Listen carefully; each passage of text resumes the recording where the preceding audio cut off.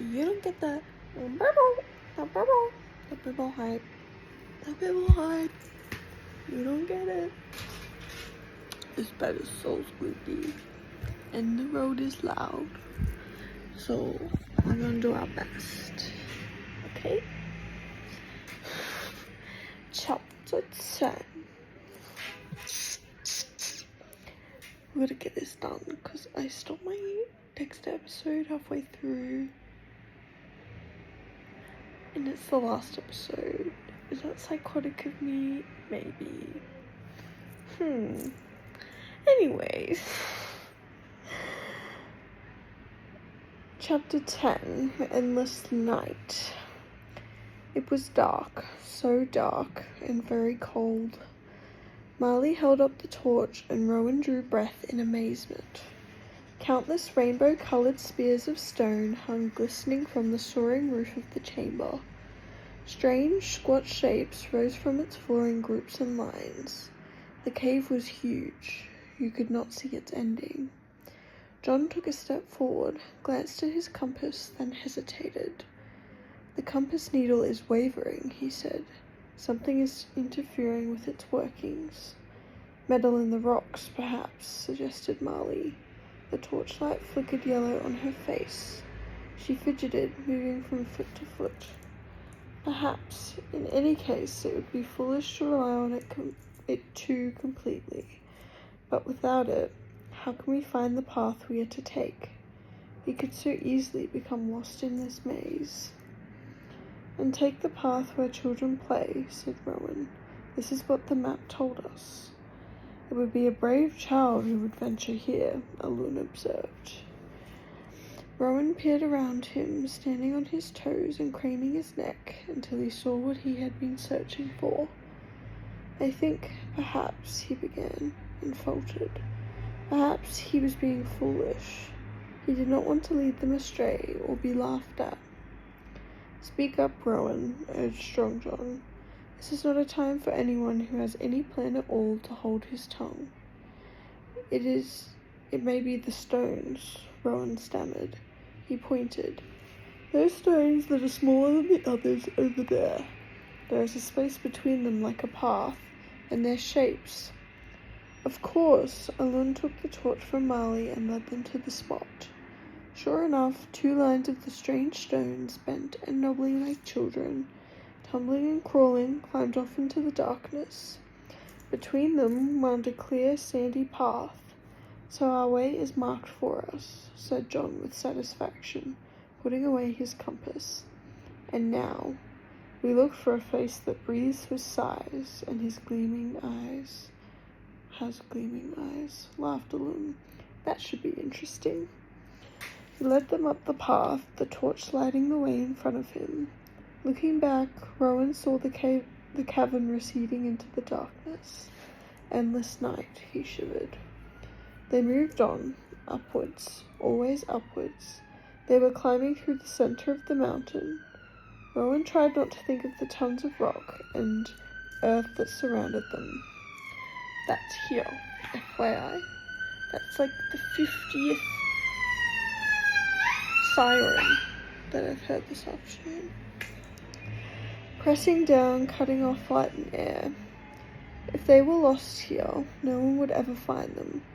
They would wander in the endless night until they died, and the mountain would be their tomb. He pushed the fear down, but it grew and pressed on his belly and his heart, making it hard to breathe. Higher and higher they climbed, through one chamber to the next. By their sides, the rocky children bent and stretched in a game that had no ending. The climbers said little, for the way was steep. The silence was as thick around them as the darkness. Rowan listened to the hissing of the torch, to his own breath, to the panting of Marley behind him, and the sounds of John's boots crushing sand and hitting rock in front. "Another cavern!" Alun's voice bounded back to them from walls they could not see. They heard him scrambling forward, and the torchlight disappeared. "The face!" he exclaimed. "The face is—" His voice trailed off. "Alun, what is it?" shouted Marley, pushing forward. "Alun, answer!" Alun, bring back the light, we cannot see. The face, he called. His voice sounded strange, as though he were choking. It is here. Come, but slowly. The torchlight reappeared, and cautiously they climbed towards it. Alun was standing by a wide gap in the rock. He did not smile as they reached his side, but thrust the torch through the gap. See for yourselves, he said, but again, take care. They squeezed through the opening into the cave beyond. Rods of white and yellow stone hung thickly from the roof, but the black and shining floor below the ledge on which they stood was as smooth as glass.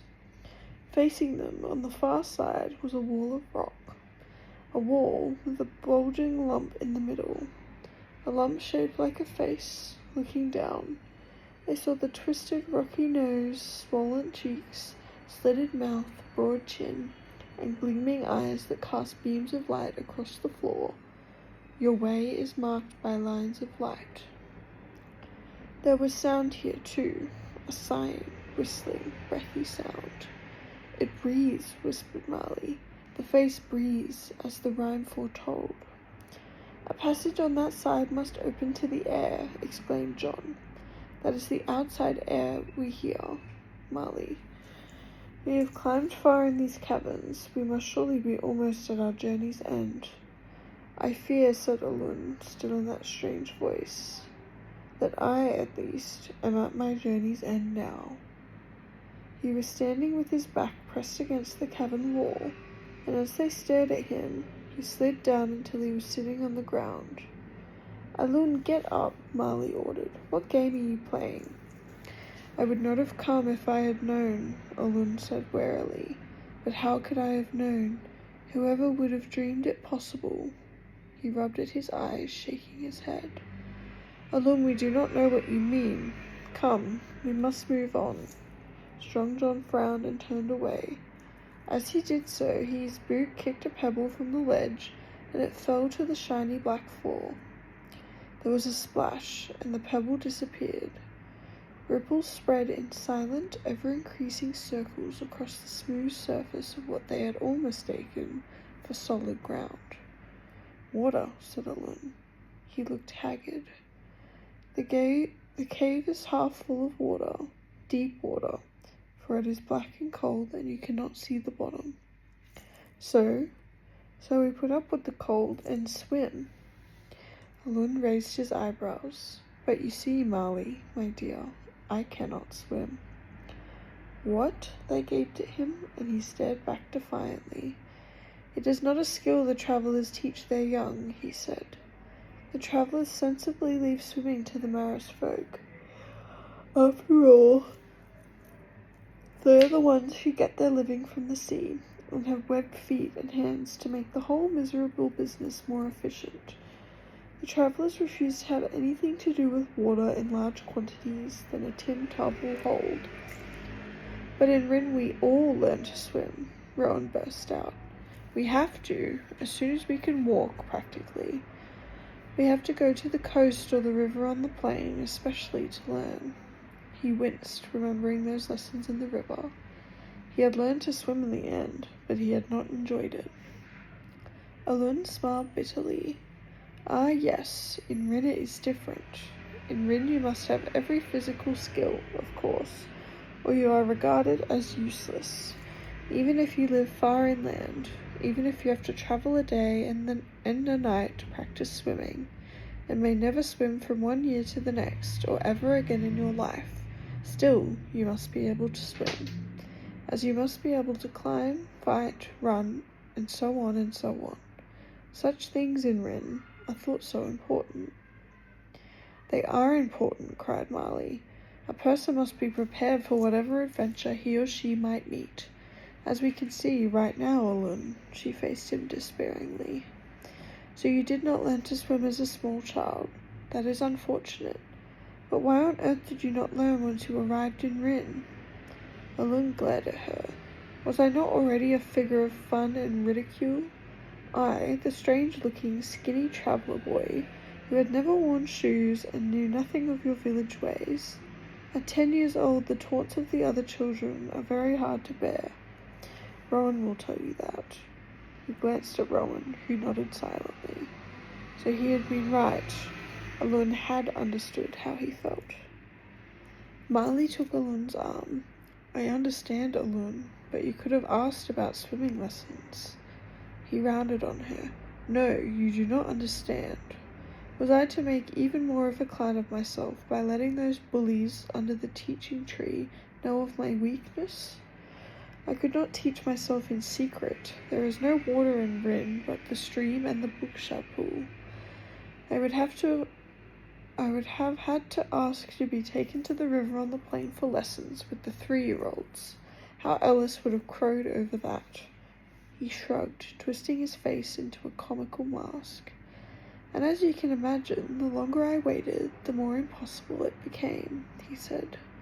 Before I knew it, I was the unthinkable thing, an adult of Rin who could not swim. He smiled. It did not matter, of course, he went on softly. It did not matter a jot, until now. Strong John shook his head. There must be a way, he began. If you just... John, you must accept this, as I have. I cannot swim, not a stroke, said Alun firmly. So if you are thinking of helping this lame duck along, pulling him by one useless wing, perhaps think again. The water is icy. You will have enough trouble keeping yourselves afloat, without attempting to stop me from drowning also. The ropes will not stretch across to the other side, so put that out of your minds as well. This is why you never take the chance to visit the coast on market days, Alun. John looked at him thoughtfully. I have often wondered. Well, now your wonderings are at an end, smiled Alun, but he turned his head away. Marley bit her lip. You cannot return to Rin alone now, Alun, she burst out at last. The swamp will surely be your death without a partner. I have thought of this, Alun brushed at his coat, as though removing the dry mud that clung there was all that was important to him. I will make camp beside the cave mouth. I will wait for you there, he laughed bitterly. I had thought to be a hero of Rin, show them what the half-traveller could do. Who would have thought that such a small weakness would be my undoing, and that because of my foolish pride I would let down my friends? He did not look at Strong John. I would give much for it not to be so. Forgive me. 7 hearts the journey make, 7 ways the hearts will break. But John put out his hand. There is nothing to forgive, old friend. Wait for our return. Make more torches if you can find good wood. We will need them. He hesitated, then went on in a lower voice. He had turned his head away from Rowan, but Rowan still heard what he said. If we do not return in 3 days, Alun, you must wait no longer. You must find your way back to Rin somehow, to those who love us. Better that they hear the worst than they do not hear it all. Is this agreed? Agreed. Alun took John's hand and squeezed it warmly. Let us go then, said Marley. Her eyes were full of tears. She threw her arms around Alun. We will be back, she whispered. Take care. And you, Marley. John, Rowan, and Marley stripped off their boots and outer clothes and stuffed them into their packs. Then, shivering, they entered the water and began swimming. It was indeed bitterly cold, so cold that Rowan's flesh first stung and then grew numb. The water flooded his mouth, harsh and sour. Across the black pool they crept, sidling like crabs along the lines of light, striking out with their right hands, holding their packs with their left hands so that they dragged along behind them, half in and half out of the water. Nameless things brushed Rowan's feet and legs as he swam. He clenched his teeth at the thought of them, but kept pulling himself along with an arm that grew heavier and slower with every stroke. Soon he was in agony, but worse than the pain of continuing was the thought of sinking down into this black, still hole, never to see light and air again. Then his hand struck rock, and with a wave of relief he realized that he could stand. He looked up. The huge stone face was above him. Marley was already climbing out of the pool, gasping and dripping. Behind him, Strong John heaved his pack out of the water as he too reached the shore. All of them turned and called to Walloon, who was waiting anxiously on the other side. They were standing in shadow, so he could not see them, but he lifted the torch high in response to their shouts. At least he knew that they were safe. Marley bent and offered a hand to haul Rowan up beside her. His teeth were chattering so much that he could not speak. He jumped up and down to warm himself. With cold, clumsy fingers, Marley unbuckled his pack and pulled out his clothes he had stripped off before the swim. "Take off your wet things and put these on before you freeze to death," she advised. "They are a little damp, but much better than nothing."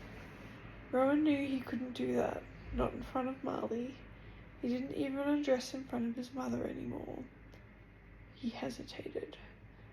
"By my life, Rowan," Marley exclaimed in amused exasperation, her own clothes clutched in her arms. "You'd been menaced by giant spiders, nearly smothered in a swamp, and now half drowned and frozen, and you were embarrassed about taking your clothes off in front of me? Does that not seem ridiculous?" "Not at all," grinned Strong John, coming up behind them. "I understand completely. Some things a man simply cannot do. I suggest you turn your back, Marley. Then modesty can be preserved, and we can all get warm without delay."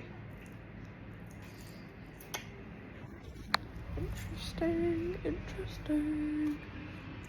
So, anyway.